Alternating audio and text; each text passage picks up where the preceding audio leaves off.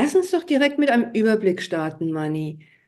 Seit der Amtseinführung von Donald Trump, was hat sich geändert? Hat sich die Anzahl der Unternehmen, die in die US expandieren, verändert? Also man muss ganz klar sagen, zunächst bei jeder Wahl, auch in der Vergangenheit, ob jetzt ein neuer demokratischer Präsident gewählt wurde oder ein republikanischer Präsident, das macht keinen Unterschied. Zunächst gibt es erstmal eine gewisse Zurückhaltung, man wartet ab, auch als Unternehmer, was macht die neue Administration, was proklamiert die neue Administration im Wahlkampf und was wird dann auch wirklich umgesetzt. Vor allem aber auch, wie entwickeln sich die Mehrheitsverhältnisse im Senat, im Kongress, ja, um auch dann einschätzen zu können, kann ein Präsident, wie jetzt in diesem Fall Donald Trump, durchregieren mit dem, was er sich auch im Wahlkampf so vorgestellt hat, bis natürlich ein Gericht oder dann vielleicht sogar der US Supreme Court sagt, nein, das geht nicht. Oder ist man eher in einer Situation, wo man zu bipartisan, also einer Zusammenarbeit zwischen den Republikanern und den Demokraten kommen muss. Für mich persönlich muss ich ganz klar sagen, dass das Interesse ist weiterhin sehr, sehr hoch am Mhm. US-Markt. Es sind auch auf politischer Ebene, was natürlich jetzt auch enorm wichtig ist für die transatlantischen Beziehungen, sehr viele Delegationen aus Berlin, auch aus den einzelnen Bundesländern in den USA. Nicht nur in Mhm. Texas, nicht nur in Washington, D.C., auch im Rest des Landes. Und diese Delegationen sind natürlich auch immer mit Unternehmern gespickt und Unternehmen, die in den Mhm. USA bereits aktiv sind, aber natürlich auch weiterhin aktiv sein möchten. Und die müssen sich natürlich jetzt auf die neue Administration vorbereiten. Es ist eine gewisse Unsicherheit im Markt, im Allgemeinen, klar. Aber ich bleibe bei meiner These, dass es eigentlich noch riskanter ist, wenn man US-Geschäfte macht und weiterhin machen will, sich nicht mit dieser Administration und der Politik, Wirtschaftspolitik, Handelspolitik dieser neuen Administration auseinanderzusetzen. Mhm. Manni, das ist jetzt interessant. Was sind so die typischen Fragen von diesen Unternehmern, der Delegation, die jetzt kommen?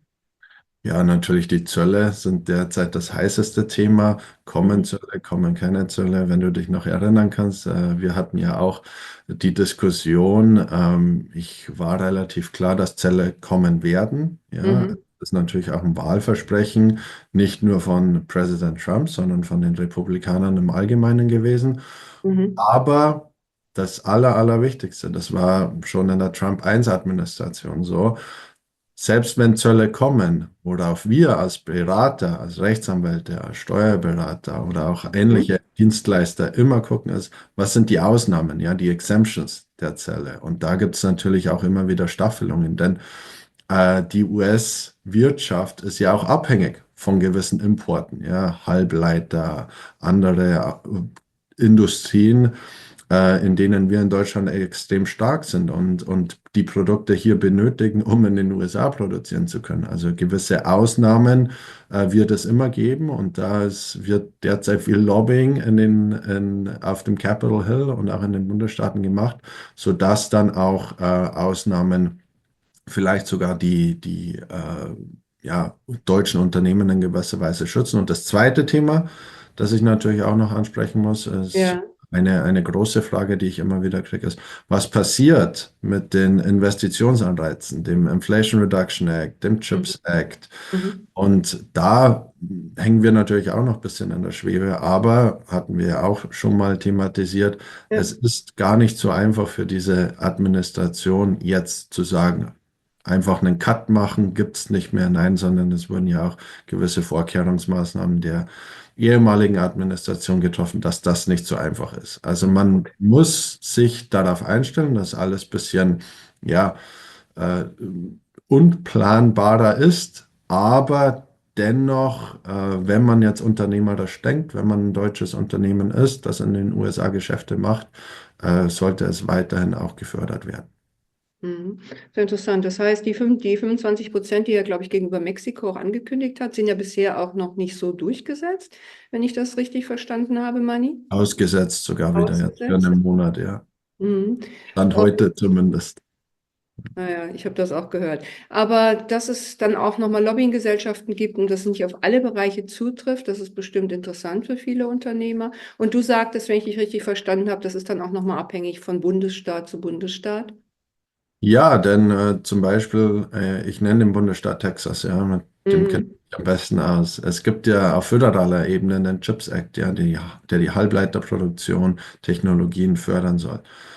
Wir haben aber auch auf Bundesstaatenebene hier in Texas einen CHIPS Act. Das heißt, selbst wenn es den föderalen CHIPS Act nicht mehr geben sollte, ja, gibt es auf Bundesstaatenebene weiterhin Förderprogramme. Und was am allerwichtigsten ist, auch für unsere Zuhörer und Zuseher jetzt in Deutschland, Ja. ist, man muss sich auch vor Augen führen, dass sehr viele republikanisch geprägte, regierte Bundesstaaten sehr von diesen föderalen Programmen profitieren. Ob das jetzt der Inflation Reduction Act ist, ja, Texas ist der Nummer 1 Bundesstaat für Mhm. Windenergie.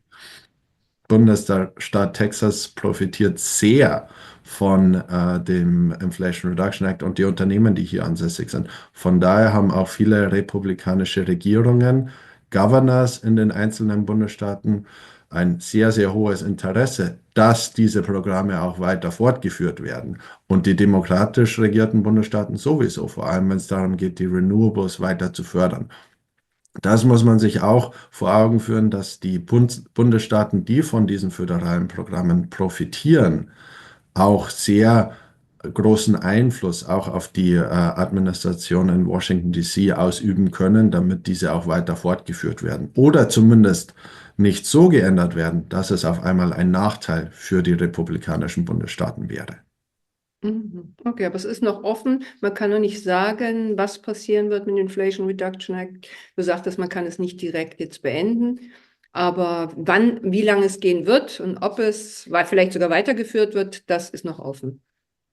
Ja, also es ist natürlich ausgelegt auf zum Beispiel jetzt die Steuerabschreibungskomponente Ja. Inflation Reduction Act auf 10 Jahre.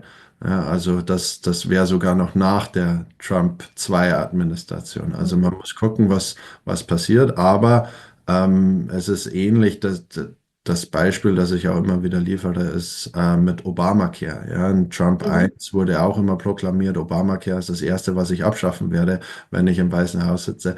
War auch nicht möglich, denn es wurden so viele Vorkehrungsmaßnahmen auch in diesem Gesetz schon getroffen, dass das nicht so einfach ist. Genauso ist es jetzt beim Inflation Reduction Act und anderen Anreizprogrammen, die vielleicht von einer Biden-Administration oder eben auch noch von einer Obama-Administration eingeführt wurden. Natürlich gibt es immer die Möglichkeit, Änderungen, Modifikationen vorzunehmen, aber das Programm komplett einzustampfen, abzuschaffen, das ist gar nicht so einfach.